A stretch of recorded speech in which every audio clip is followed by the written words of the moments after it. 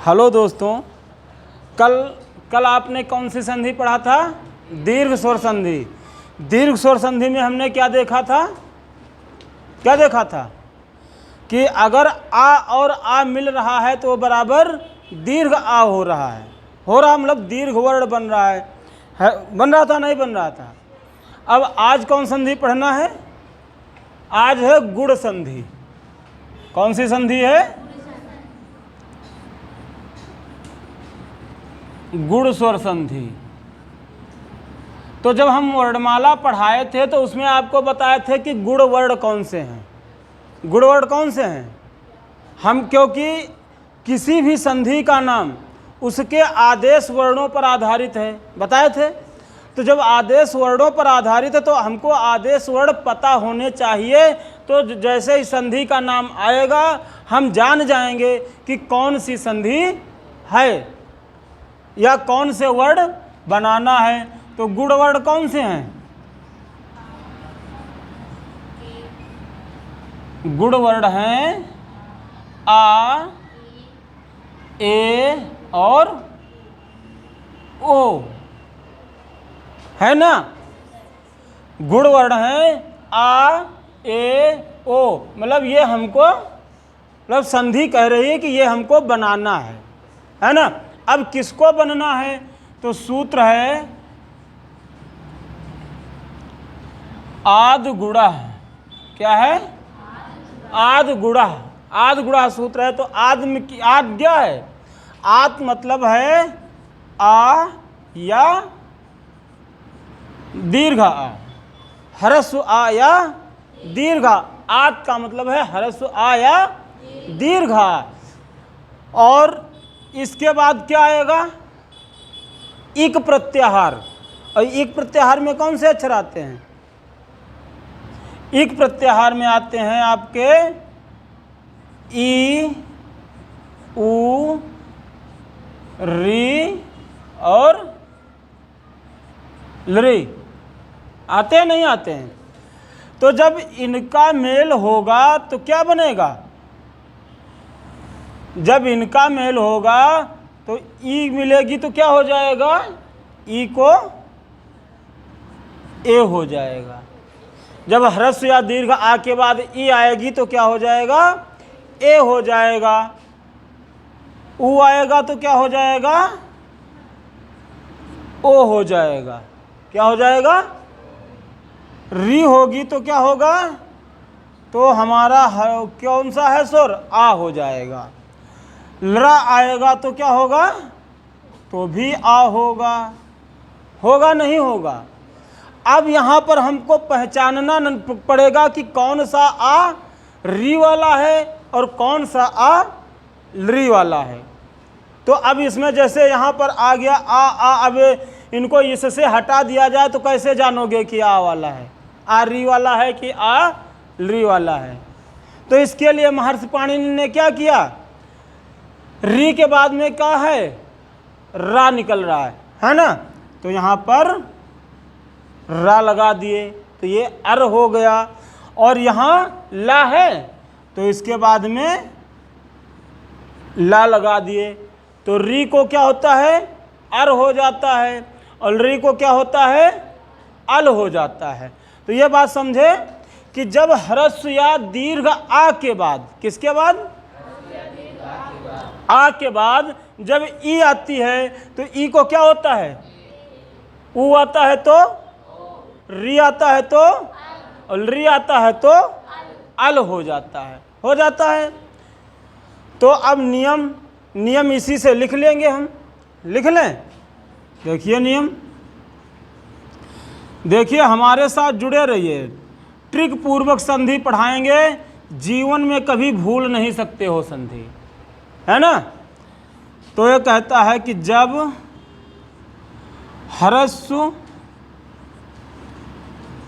या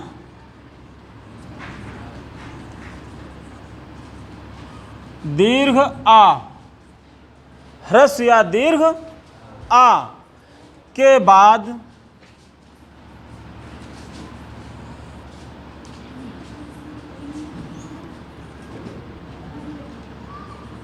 क्या आता है?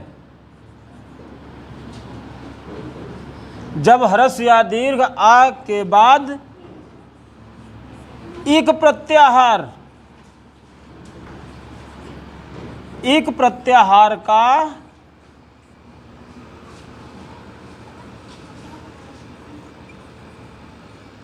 कोई वर्ण आता है तो इक तो ई को ए, ऊ को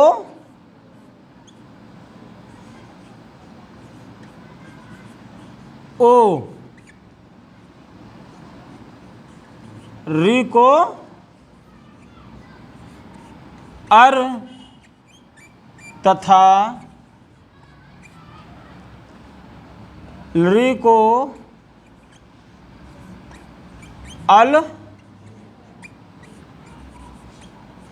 हो जाता है। आया समझ में कि जब ह्रस्व या दीर्घ आ होगा, क्या होगा? ह्रस्व या दीर्घ आ होगा, उसके बाद अगर ई आ रही है तो क्या हो जाएगा? ए हो जाएगा। ऊ आ रहा है तो क्या होगा? ओ होगा। री आ रही है तो क्या होगा? अर होगा। और री आ रही है तो क्या होगा? अल होगा। अब यहाँ पर एक विचार तुम करते हो कि यार यहाँ पर तो 3 ही वर्ण हैं, गुणवर्ण 3 ही हैं, और यहाँ पे 4 कैसे बने? तो वो चीज़ हम आपको बताए हैं कि हमें पहचान करनी है, हमें जानना है कि कौन सा आ री वाला है और कौन सा आ ली वाला है। इसलिए इसके साथ में रा का प्रयोग कर दिया गया और इसके साथ में ला का प्रयोग कर दिया गया। तो जिसमें ला है वो री वाला है और जिसमें रा है वो री वाला है। इतना समझ गए? तो अब यहाँ पर लिखिए जैसे, जैसे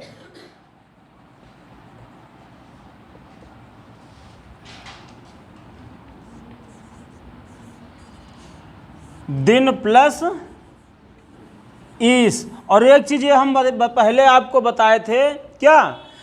कि चाहे ह्रस्व हो चाहे दीर्घ हो, चाहे ह्रस्व हो चाहे दीर्घ हो, वो क्या है? अगर आ है तो आ ही कहा जाएगा, ई है तो ई ही कही जाएगी, उसमें कोई परिवर्तन नहीं होगा। तो यहाँ पर कौन सा वर्ण आ रहा है? आ, क्योंकि व्यंजन में जब क्या नहीं होता, स्वर नहीं होता है तो वो उच्चारित नहीं होता। कि हो जाएगा? नहीं भाई, आदमी जब मर जाएगी तो क्या वो बोल सकता है? जब उसके स्वर ही नहीं है तो वो बोल ही नहीं सकता है, बोल सकता है।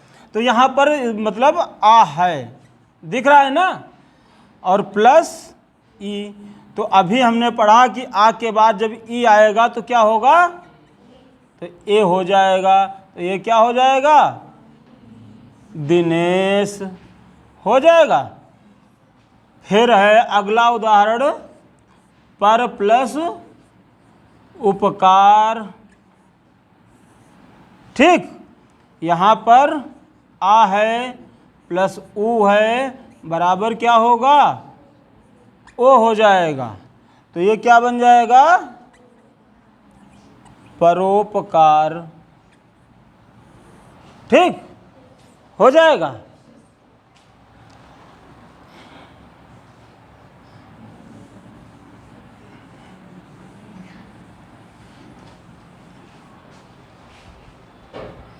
और महा प्लस ऋषि। अब यहां पर कौन सा आ है?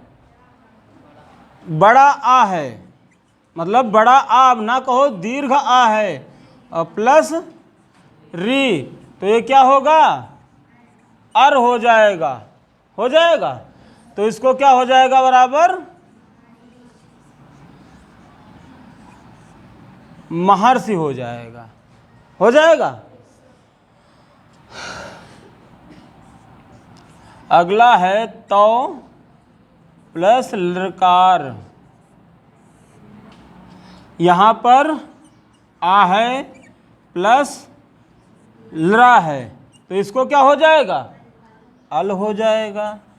हो जाएगा नहीं हो जाएगा? तो ये क्या बन जाएगा? तवलकार हो जाएगा। हो जाएगा। तो ये हमारा गुण संधि है, गुण स्वर संधि। इसका नियम है, जब ह्रस्व या दीर्घ आ के बाद ई उ री ला आता है तो ई को ए, उ को ओ, री को अर तथा रे को अल हो जाता है। वीडियो पसंद आए तो लाइक कीजिए, शेयर कीजिए, चैनल को सब्सक्राइब कीजिए तथा कमेंट कीजिए।